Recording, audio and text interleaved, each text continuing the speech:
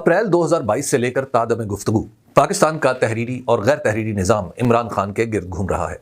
اخبار اٹھا کر دیکھ لیجئے، عمران خان کا نام تک نہیں دکھے گا، لیکن پہلے صفحے کی کوئی سطر ان کے ذکر سے خالی نہیں ملے گی۔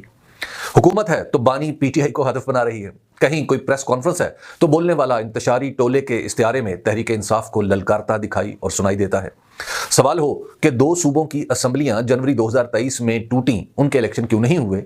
جواب عمران خان۔ سابق چیف جسٹس عمر عطا بندیال کیوں نشانے پر آئے؟ جواب عمران خان۔ کوئی پوچھے 2024 کے الیکشن میں دھاندلی کیوں ہوئی؟ وجہ عمران خان۔ معیشت کیوں نہیں ٹھیک ہوئی؟ تو عمران خان۔ امن و امان کی حالت خراب ہے تو عمران خان۔ خارجہ پالیسی کا سر پیر کسی کی سمجھ میں کیوں نہیں آ رہا تو قصوروار عمران خان۔ چیف جسٹس قاضی فائز عیسیٰ کا نشانہ عمران خان۔ 26ویں آئینی ترمیم کا ہدف عمران خان۔ غرض ریاستی امور کا کوئی حکم نامہ لے لیجئے، کسی ضابطے کی تبدیلی کو دیکھیے، آئین کی غائط کو سمجھنے کی کوشش کیجئے، یا قانون کی تشریح مطلوب ہو تو دیکھ لیجئے۔